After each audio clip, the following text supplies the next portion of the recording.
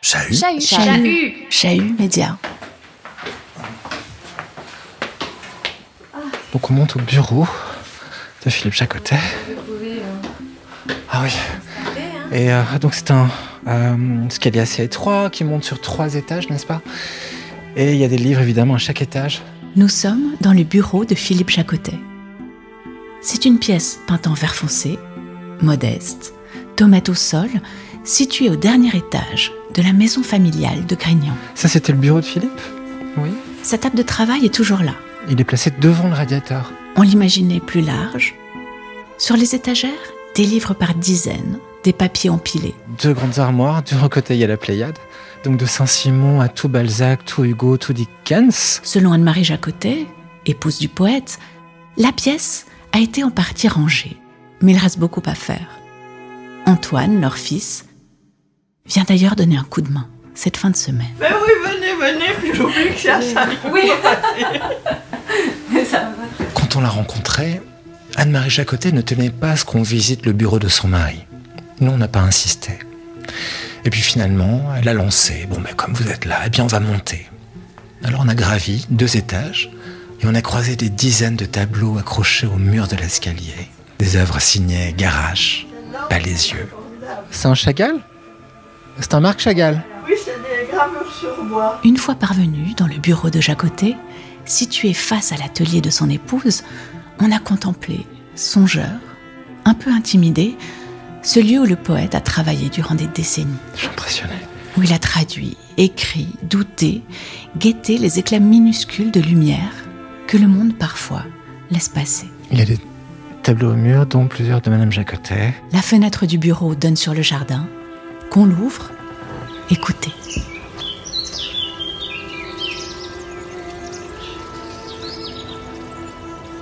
Et c'est depuis ce bureau qu'on déplie cet épisode consacré à la poésie de Philippe Jacotet. Une poésie qui ne prouve rien, qui ne proclame rien, qui avance à voix basse, entre doute et émerveillement. Et néanmoins, la poésie, Philippe Jacotet. Une série documentaire podcast Chahut Média, conçue en collaboration avec Daniel Maggetti. La musique du générique et de Gaspard Klaus. Épisode 2, un poète à l'écoute de son temps. Comme je suis un étranger dans notre vie, je ne parle qu'à toi avec d'étranges mots. Parce que tu seras peut-être ma patrie, mon printemps, nid de paille et de pluie aux rameaux, ma ruche d'eau qui tremble à la pointe du jour, ma naissante douceur dans la nuit. Mais c'est l'heure que les corps heureux s'enfouissent dans leur amour avec des cris de joie, et une fille pleure dans la cour froide. Et toi? Tu n'es pas dans la ville, tu ne marches pas à la rencontre des nuits. C'est l'heure où, seule avec ces paroles faciles, je me souviens d'une bouche réelle.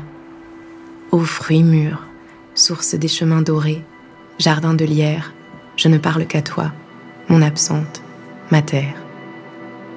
Ma terre.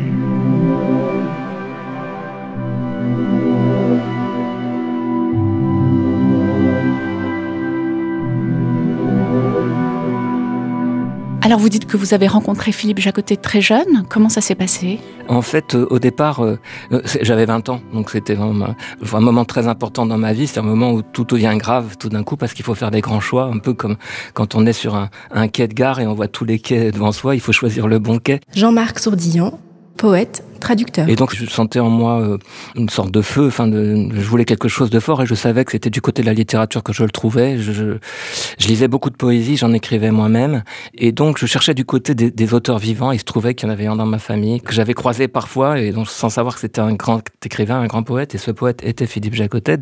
Quand j'ai découvert cette poésie, elle m'a ouvert une brèche dans la tête. Et ça a été très lumineux. C'est comme une sorte d'irruption de la lumière dans mon existence, mais la lumière réelle.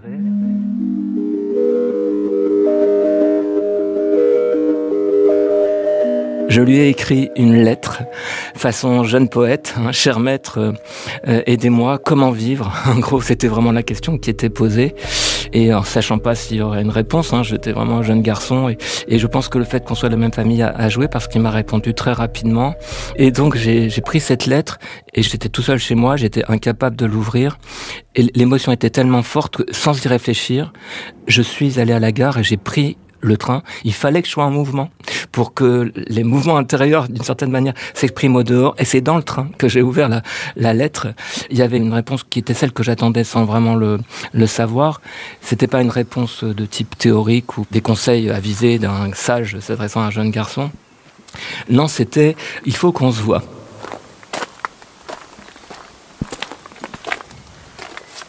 Ce que Jean-Marc Sourdillon découvre en arrivant à Grignan, c'est la vie d'un poète, calme, discipliné, ordinaire. Quand je suis arrivé à Grignan, il m'a accueilli avec Anne-Marie chez eux et ils ont vécu. Comme ils vivaient tous les jours, c'était au moment du 14 juillet. Et donc ce que j'ai découvert, c'est la vie d'un poète. Donc c'était pas Rimbaud qui était parti en Abyssinie, c'est pas Artaud qui était parti au Mexique. Non, c'est quelqu'un qui se levait tôt le matin, qui allait faire les courses, qui allumait le feu pour faire des côtelettes, ou qui répondait à son courrier, qui choisissait une bouteille de vin, qui regardait souvent le ciel ou le paysage autour de lui, qui allait faire une promenade le soir sur les falaises au-dessus du cabanon.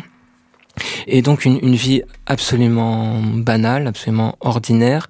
Et je pense que voilà, c'est peut-être ce qu'il voulait me montrer dans un lieu qui était magnifique. Le cabanon, c'était une toute petite maison en vieille pierre, enfin très ancienne, qu'ils avaient aménagée. Il n'y avait pas d'électricité. Il n'y avait pas de salle de bain. Pour se doucher, il y avait un arrosoir en plastique qui était suspendu dans un arbre. Mais il y avait une magnifique terrasse devant. Et puis à un moment, il a tiré 2 transats et on s'est installé sur la terrasse devant la maison. Et là, d'un coup, il s'est mis à me parler. Alors qu'il n'avait pas parlé du tout. On parlait tout à fait d'autre chose, vraiment. Enfin, surtout pas de poésie et de littérature.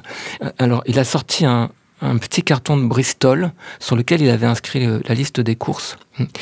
Et il a fait un petit croquis qui représente une ligne sinueuse.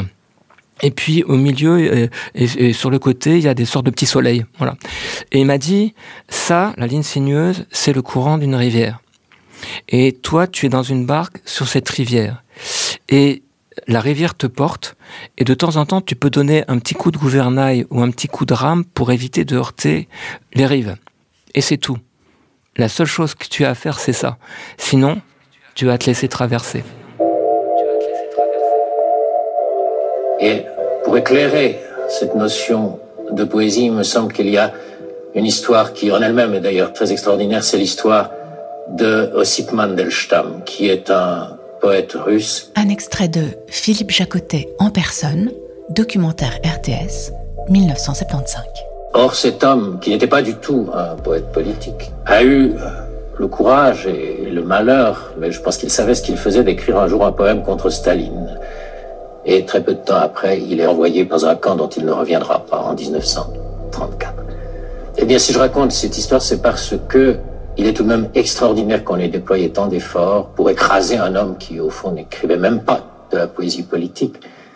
Cela signifie probablement qu'il y a dans la poésie autre chose que ce que l'on croit, une puissance qui est comme insupportable à des tyrans. La poésie de Jacotet,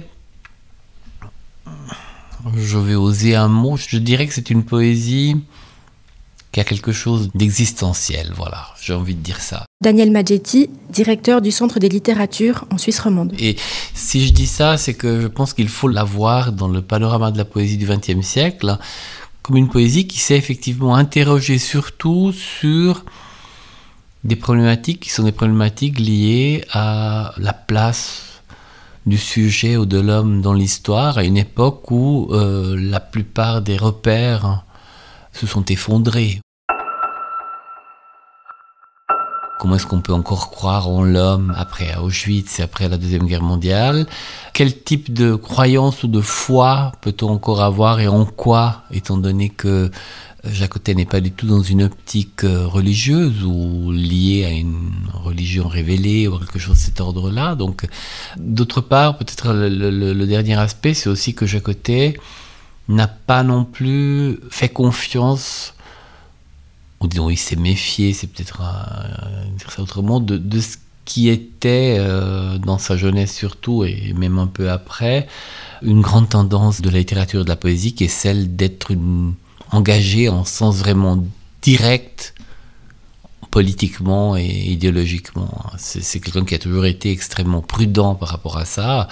Donc il a plus procédé, je dirais, par questionnement et refus d'embrasser des positions qui seraient des positions univoques ou absolues, et vigilance en termes de positionnement personnel, mais aussi par rapport à la réflexion qu'on peut avoir sur le sens de la vie des hommes, et en se considérant au fond comme un sujet typique du XXe siècle. C'est un dernier point qui me paraît aussi assez important par rapport à son œuvre poétique en tout cas.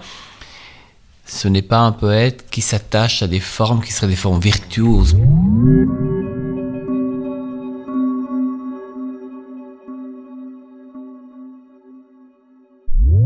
Oui, Philippe Jacotet, pour moi, appartient vraiment à cette génération d'écrivains des années 20, qui ont évidemment été bouleversés par la Seconde Guerre mondiale. Aline Berger, professeure de littérature, La Sorbonne, Paris. D'autant plus qu'il se trouvait en Suisse, donc dans un lieu qui n'était pas évidemment tout à fait un refuge, mais le sentiment d'enfermement aussi par les Alpes et de cette Europe en guerre qui s'effondrait, c'était un paysage de ruines face auquel nombre d'écrivains sont orientés vers le paysage après-guerre et dont il est une des voix majeures, je trouve, mais formé aussi par beaucoup d'autres voix qui résonnent à l'époque en Europe, comme Eugenio Montale en Italie, qui parle des occasioni dans les ruines, des lueurs qui permettent de redonner un souffle à l'écriture poétique.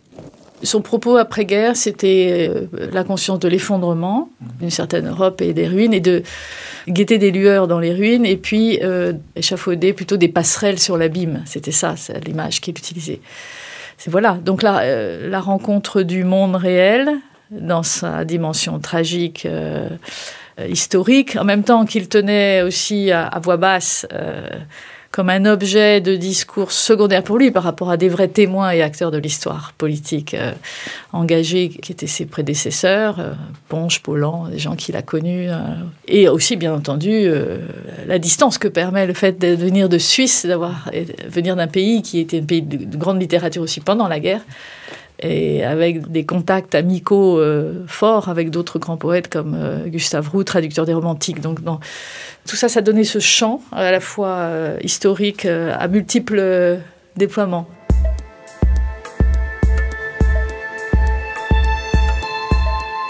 Dans l'après-guerre, Jacotet ne choisit ni la révolte, ni la provocation. Ce qu'il retient, c'est l'idée qu'il faut malgré tout continuer à habiter le monde en ruine qui s'étend sous ses yeux. Il le fera depuis la Suisse, puis depuis Grignan, toujours à distance du fracas. Dans l'après-guerre, il y avait quand même une très forte volonté de tout casser. Fabien Vasseur, poète, enseignant. Les surréalistes étaient encore bien présents. Il y avait quand même la présence d'un poète comme Antonin Artaud, et puis Michaud, il a toujours beaucoup aimé ces maîtres-là, mais alors les épigones, ceux qui voulaient continuer à transgresser, à faire du Rimbaud après Rimbaud, à faire du Artaud après Artaud, crier des blasphèmes sur les toits, comme il disait, ça ne l'intéressait pas du tout. Et très tôt, il dit, la poésie est affaire d'ordre et de règles où elle n'est pas. Et c'est un homme de 25 ans qui dit ça, même pas 22 ans. C'est extraordinaire. On voit l'autorité. Et à l'époque, il suivait Jean Paulhan, qui était évidemment, chez Gallimard, c'est lui qui a publié Les Frais, c'est Jean Paulhan. Avec sa nouvelle rhétorique, il disait, c'est ça qu'il faut chercher à avoir, c'est retrouver un style d'écriture ou des registres de langue qui soient ceux du plus grand partage, qui soient ceux de l'accessibilité au plus grand nombre, après la guerre, surtout après les horreurs de la guerre.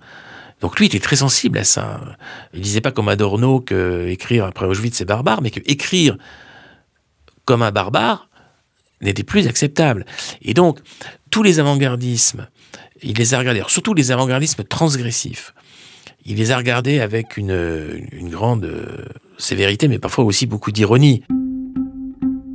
Il dit « Ainsi coassent les grenouilles dans la mare littéraire. Quand ces grenouilles exploseront-elles » C'est quand même assez sévère, c'est dur. La transgression, la gratuité, très peu pour Jacotet. Pareil pour les concepts, le raisonnement trop appliqué ou les images dont il se méfie constamment.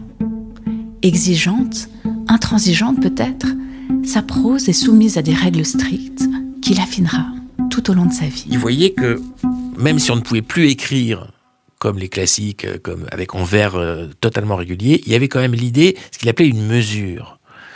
C'était le mot qu'il utilisait beaucoup.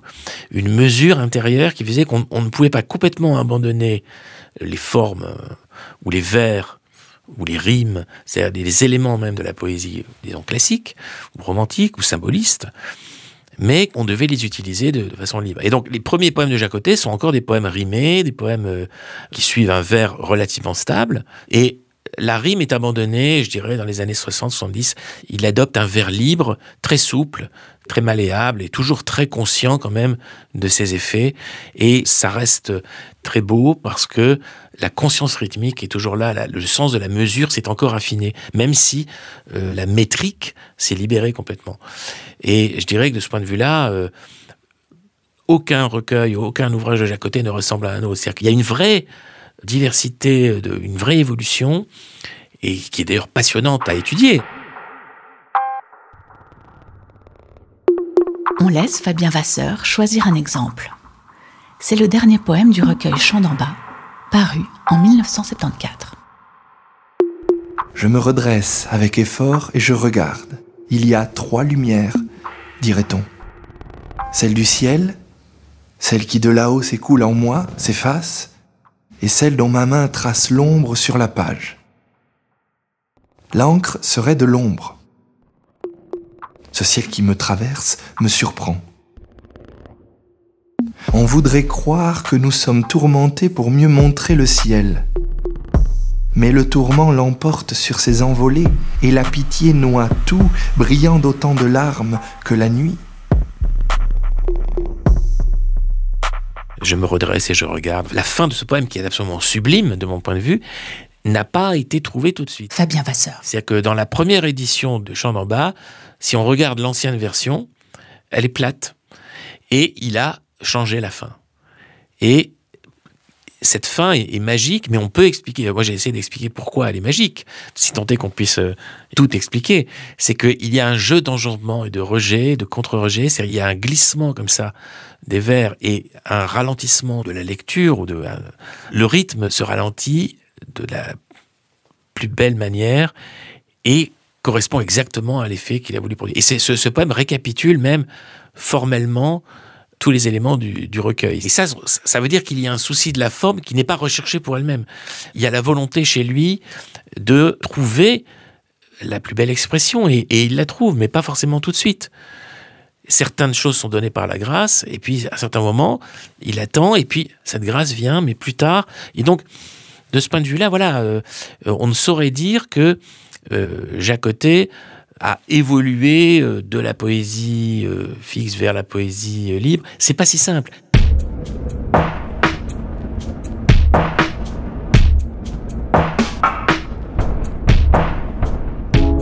L'œuvre de Philippe Jacotet a été traduite dans de nombreuses langues.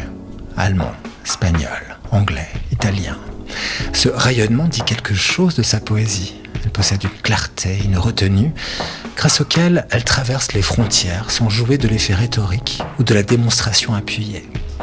Mais que nous apprend en détail la traduction de cette œuvre si discrète et exigeante. Ici, renversons le point de vue. La parole est au poète Fabio Pusterla, qui a traduit Jacotet en italien pendant plus de 30 ans. Le langage de Jacotet n'est presque jamais un langage obscur ni trop métaphorique. On comprend ce qu'il dit. Mais on sent aussi que dans ce qu'il dit dans ses poèmes, il y a une sorte de flux, de rythme justement, qui ne répond plus aux traditionnelles catégories rythmiques, c'est-à-dire à la métrique traditionnelle et tout ça. Alors, la difficulté majeure, mais aussi la chose la plus intéressante, c'était de réinventé dans la langue italienne quelque chose de semblable, une sorte de poème-discours, comme il disait lui-même dans un morceau de La Semaison.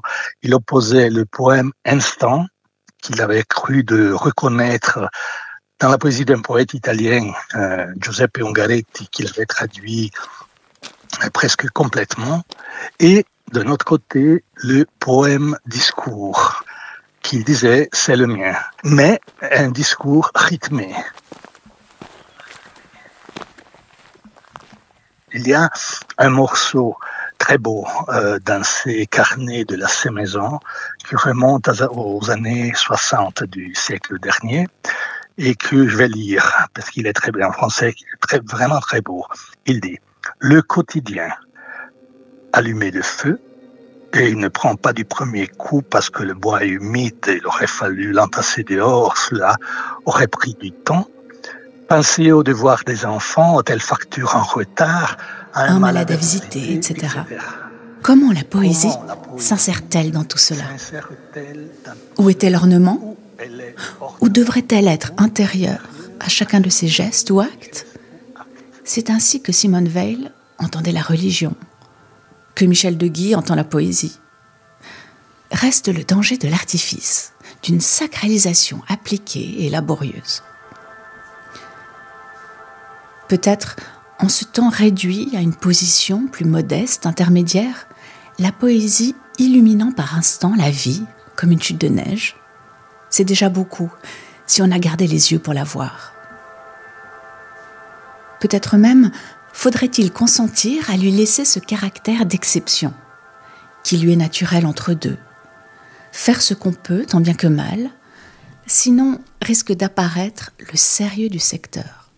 Le sérieux du secteur, la tentation de porter la bure du poète, de s'isoler en oraison. Ce qui gêne quelquefois chez Rilke. Pour moi du moins, je dois accepter plus de faiblesse. Voilà, cette idée de faiblesse. Voilà, cette idée de faiblesse, de poésie comme interstice dans la vie quotidienne, me semblait alors, et semblait aussi à ceux qui avaient à peu près mon âge, la possibilité de sortir de cette sorte de lutte entre deux extrêmes. Et de poursuivre une idée de poésie humble, capable de se lier à la vie de tous les jours. Une idée de poésie humble, capable de se lier à la vie de tous les jours. Et de transformer cette vie de tous les jours. Transformer cette vie de tous les jours en quelque chose de plus important. De plus important.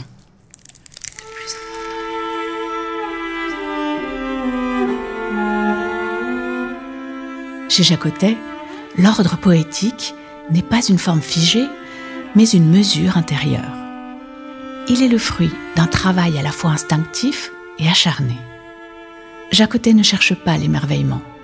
Il sait qu'il viendra. C'est une poésie qui se lâche, qui est en prose et qui est toujours très proche de la réalité de la vie la plus concrète. Voilà, et donc, elle est très accessible pour cette raison et elle introduit à l'intérieur de la vie la plus ordinaire et la plus concrète de la lumière, au milieu bien sûr des ondes, des épreuves, etc., mais de la lumière. Jean-Marc Saudillon. Et je pense que de cette manière-là, elle propose ce qui manque tellement dans le monde d'aujourd'hui, qui est un horizon, de quoi espérer, voilà, de quoi fonder une espérance dans les vies individuelles, au moins, sinon dans les vies collectives. Et je pense que là, elle a quelque chose d'extraordinaire à apporter. C'est pas une poésie plaintive, c'est une poésie qui affronte en face la réalité de la violence et la réalité de la mort, la réalité de la finitude, et qui en même temps fonde des pilotis d'une vie qui a du sens, une vie où on peut naître au fur et à mesure qu'on y avance. Et puis la troisième chose aussi, qui me paraît très contemporaine, c'est que c'est une poésie qui est fondée sur la relation avec la nature, qui s'émerveille devant la diversité du vivant et la beauté fragile du vivant. Je pense que c'est quelqu'un qui nous dit regardez, faites attention à cette fragilité-là, à cette beauté-là, à cette variété-là. Moi, je suis devant une page blanche, et elle est vraiment blanche au sens propre, c'est-à-dire que je ne sais absolument pas ce qui va se passer chaque fois, même après avoir finalement écrit un certain nombre de livres et travaillé bien des années. Un extrait de Philippe Jacotet en personne, documentaire RTS, 1975. Eh bien, je m'aperçois que chaque fois, je recommence à zéro parce que si au contraire, si j'avais des certitudes, je n'écrirais plus. C'est précisément pour lutter peut-être contre cette incertitude de départ, cette espèce d'ignorance, ce sentiment de l'inconnu que je travaille. Pour Philippe Jacotet et dans son œuvre, rien n'est acquis. Tout commence dans le doute. Le poème naît parfois dans la douleur, parfois après des mois de silence. La difficulté n'est pas d'écrire, disait-il, mais de vivre de telle manière que les cris naissent naturellement. C'est une manière justement de répondre à l'extraordinaire angoisse qui est la sienne, angoisse qui vient de l'impression d'être enfermé dans le temps avec la mort au bout, et puis une très grande angoisse devant la mort et la souffrance des proches aussi, qui habitent vraiment son œuvre, et puis également devant la souffrance et la violence du monde contemporain, notamment à l'égard des actes de torture, par exemple, ça revient à plusieurs reprises dans ce qu'il écrit. Donc la violence, voilà, partout. Le mimétisme et la misère des gens dans les grandes villes, par exemple, qu'il a pu constater à Paris, misère affective, misère sociale, des vies sans horizon où on s'entre-déchire.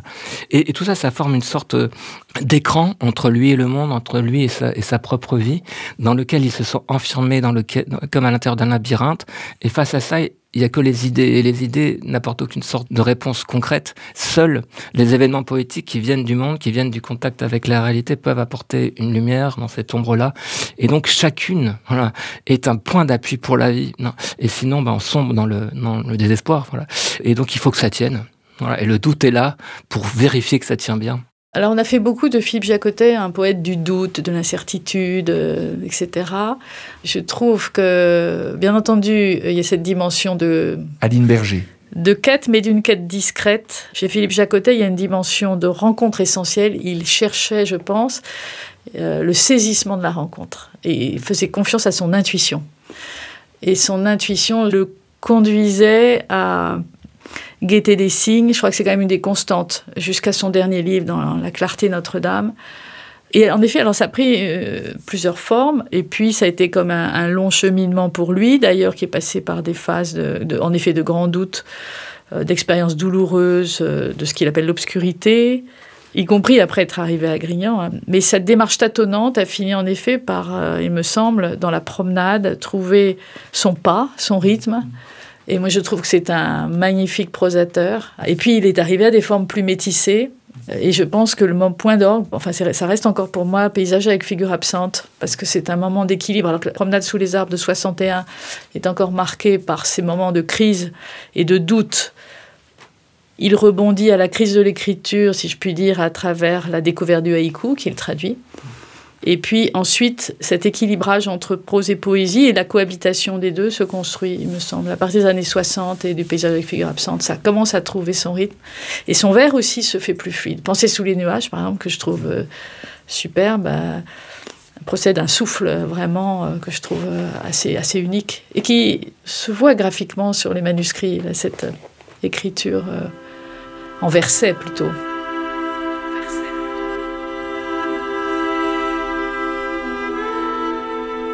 Longer le pré, aujourd'hui m'encourage, mais gai.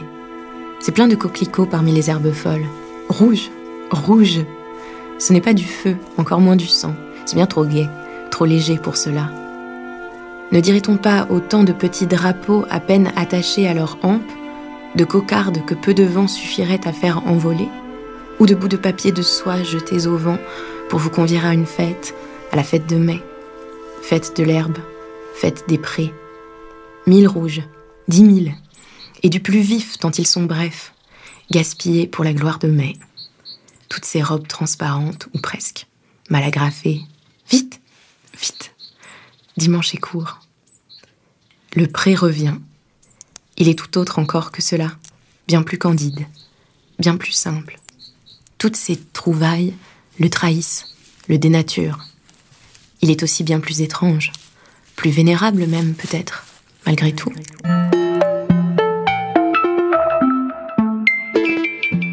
Extrait de Paysage avec figure absente, 1970. Il a confié ses archives, en 2 mots, l'essentiel de ses archives à Lausanne, où il est resté très attaché à ses années académiques à Lausanne et à son ancrage existentiel en Suisse. Josée Flore Tapie, poétesse, éditrice, traductrice. Et il m'a demandé de les classer. Alors ça a commencé par des manuscrits. C'est passionnant. Il a toujours dit que la prose est un grand travail, mais la poésie, c'est quelque chose qui lui est donné, au fond, par certains moments de grâce. J'ai jamais cru cette parole, mais j'aurais pas pu vous dire pourquoi. Dans ma nature, je pouvais pas croire ça. Alors quand j'ai vu les archives, la preuve était sous mes yeux. Mais au pire, j'ai jamais pensé qu'il travaillait autant la poésie. Et je lui ai demandé si je pouvais faire une exposition à l'université, à Dorigny et à la Riponne. Et il a dit oui, et il m'a permis d'exposer ce que je voulais. Alors j'ai montré sa formation, ses années, ses réseaux littéraires, mais dans une autre partie de l'exposition, j'ai montré son travail. Et j'ai suspendu des épreuves successives, par exemple d'un même texte. C'était impressionnant comme tout.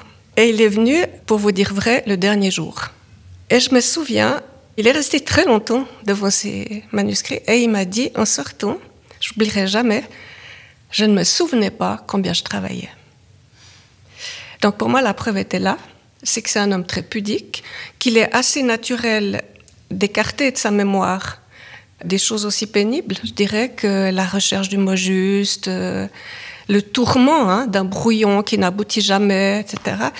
Mais là, il était face à lui, en toute impudeur, je dirais, mais je l'avais quand même mis en scène de manière très élégante, disons, pour lui. Et il a vu ces innombrables ratures, ces brouillons exposés. Donc ça a réactivé dans sa tête le fait que la poésie ne lui venait pas comme ça. Très souvent, d'ailleurs, elle vient de la prose. C'est intéressant. Il commence un texte en prose et il va très lentement à la poésie. Et R, qui est le livre, un livre qu'on dit transparent, léger, impondérable, qu'on compare au haïku, R a mis 5 ans. C'est un travail de 5 années.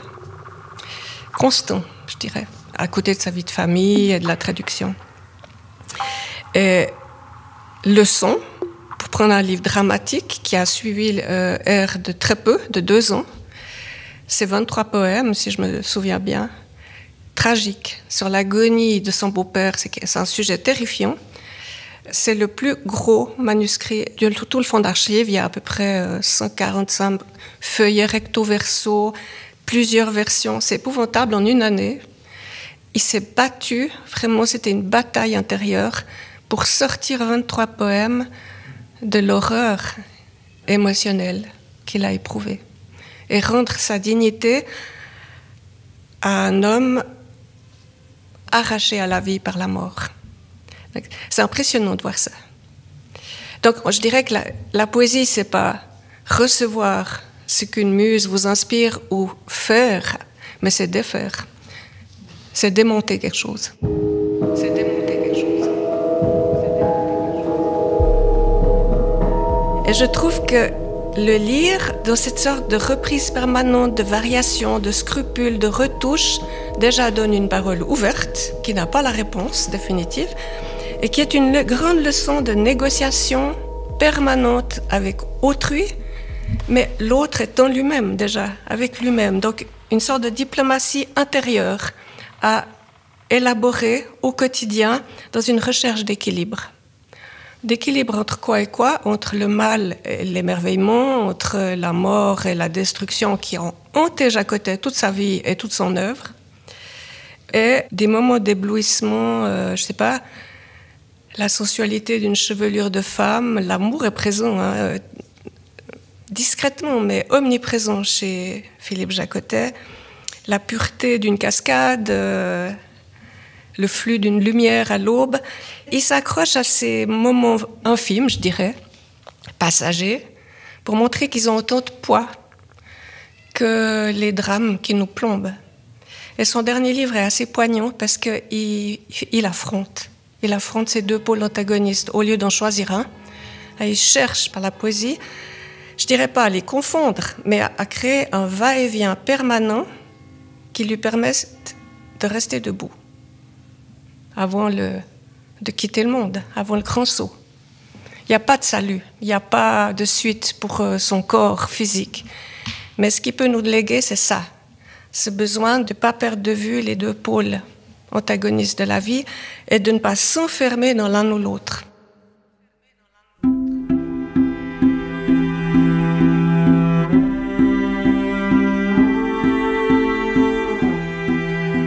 Et cette exigence extrême, c'est elle qu'on va continuer de sonder dans le prochain épisode de cette série, dans lequel on découvre un Philippe Jaccottet traducteur de poètes majeurs.